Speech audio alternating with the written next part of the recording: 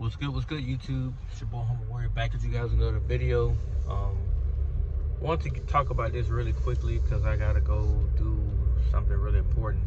But so Tua Tagovailoa, he didn't play yesterday, and it came out from Mike McDaniels that surgery right now is not on the table for Tua Tagovailoa, which means that they don't know if he'll be suiting up next week. Now, with that being said, my personal opinion, let him sit. Let him sit down in the Jets game. We can go with Tyler Huntley.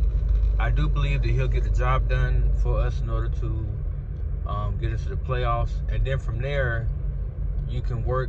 I mean, you can have Tua come in and play against the Bills, because let's be real, if Tua don't play against the Bills in the wild card round, we don't have a chance in hell. We're not beating the Bills with We're not beating the Bills with Tyler Huntley at quarterback. We're just gonna call it what it is. There's no point in people, trying to now elevate Tyler Huntley like he's this savior of the franchise, and because he had one good game against the Cleveland Browns, whose quarterback is, if not worse than Huntley himself. So we're not gonna go do all that stupidity. But Tua's injury information hasn't really been disclosed yet.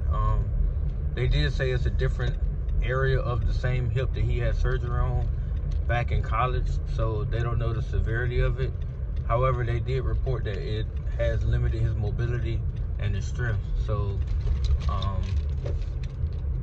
I'm just hoping that it'll get better over this week, and then with limited contact and stuff like that, hopefully he'll fill up to going against the Jets. But if Mike McDaniels is smart, then what you would do, or what you should do, is let Tua play a half, see how he does. The second half, come out there with Tyler Huntley. Like, there's no point in playing this game. Don't put him out there if you know for a fact he's not going to be near 90% ready to go. Then don't put him out there and get him further injured, and then he's going the rest of the year, and now all the questions surface. Why would you make that call? Why would you go out there knowing the offensive line is shambles? Why would you go do this? Why would you go do that? Because the media and the fan base themselves is already turning against him. For me, his health is a big issue. He has not been able to play a full season. But in all fairness, man, the way the quarterback positions play today, not everybody plays a full season. Hell, Joe Burrow missed 2 seasons. So, I mean, let's not pretend like it doesn't happen. I mean, but they make it seem like because Tua only played 1 full season, it's a glaring issue. Like, it's an issue, but injuries do happen in football, and sometimes you can't help what happens to you. Some stuff you can, like the concussions, yes. The Cincinnati Bengals game, yes, he could have prevented that. All he had to do was let go of the ball. But because they say he like to play hero ball, he has to get out of his system. He's not a one-man wrecking crew. He cannot do it by himself. And once he gets past that point, I think he'll become a very dominant football player. But he has to get out of his head that he can do it by himself. He can't. He kills you better from the pocket. He does his job from inside the numbers, where he doesn't have to stretch the ball so far, where he doesn't have to throw 40, 50, 60-yard bombs. That's not what he does. What he can do, though, is put up operational statistics to where your offense can stay on the field, get first downs, and eventually get in the end zone. That's the one thing he can do consistently for you. Now, as far as his help is concerned, I'm sure he's doing all he can to get back on that field, because they said yesterday, it was reported by Tyreek Hill himself, that Tua was going to play, but the staff told him no. Very smart decision by Mike McDaniel to not let him go out there and further hurt himself, because you saw Myles Garrett barreling down several times. Imagine had there been Tua getting hit by Myles Garrett. Would have been pretty. So I'm kind of glad that he did what he had to do in order to shut him down.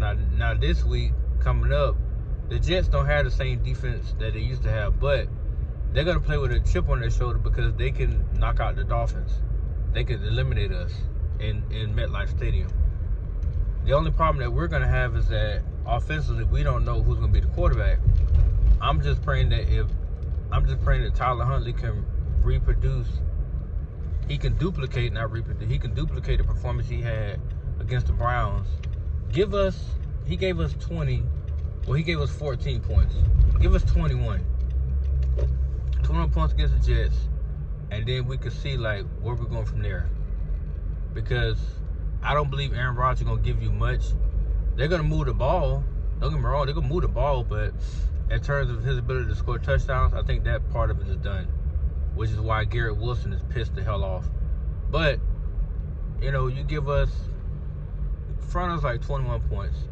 Worst case scenario, we go up 21-14 or whatever in the Jets' home, and then the defense or special teams or something like that comes through with a score or two, and then we put the game away. But in order for Mike McDaniel to save face, or at least to be able to coach another season, you need to really, really, really think about this decision this week, because, like it or not, Tua is the future of Miami. Like I said, and I've said this plenty of times in other videos, I've argued with people all day long about this. Only thing he has to do is stay inside the pocket. He is a master at being a pocket passing assassin. He's a master of it. So was Tom Brady. So was Peyton Manning. That's his lane. And that's okay. To be mobile nowadays, I mean, people say that they want both, but then how long does that actually get you? How long does being mobile actually last for? How long of a career do you have? Not very long. You're not even guaranteed 10 years anymore. I look at people like Cam Newton, Michael Vick, all these, Robert Griffin III, all these names that were once calibrated superstars, Andrew Luck. These guys were permanent dual threat quarterbacks. Look at them now.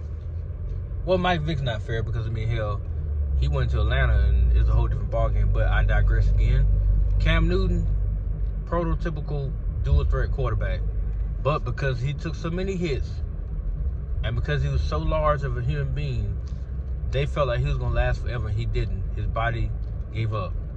There's only so many hits you can take before you be like, you know what, I just can't keep doing this, and your body will let you know, hey, time to hang it up. But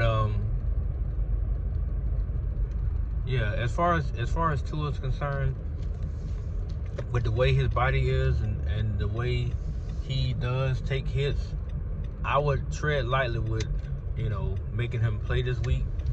If he feels like he's up to playing, like meaning that he gives you a good limited practice where he's going without any grimacing or any pain or anything like that, and he can go through the play sheets and play calls and stuff like that without any issues, then yeah, green light him. But if you see that he's still in discomfort, he's telling you is not feeling great, sit him down again. It'll be the best interest of the team to sit him down.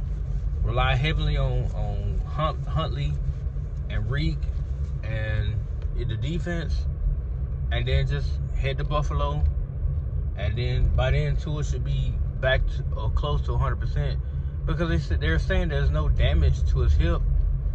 It's a certain area that's causing discomfort, but it's nothing that, I don't think it's nothing that's going to hinder him from playing the rest of this year.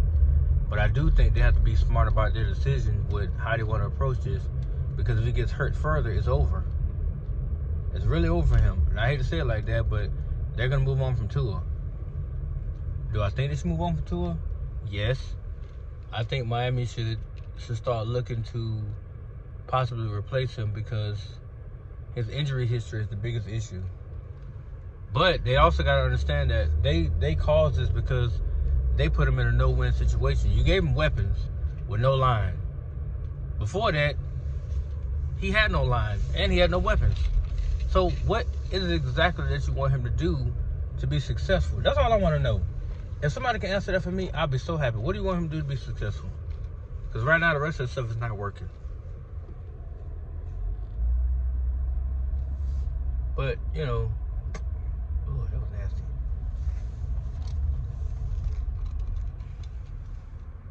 But that's my 2 cents on it, guys. I mean, health-wise, I think he's got to get better. I'll be following the story more closely on Twitter and stuff like that, because I know they're gonna start releasing information as the week goes along, because this Sunday is a very important game. If we win and Denver lose, we're in. Plain and simple. The crazy part is the league got us both playing at the same time, so nobody can actually check the scoreboard. So with that being said, we gotta go handle our business in New York and then be looking to see how Kansas City does against Denver. If Kansas City beat Denver, then we're in the playoffs. So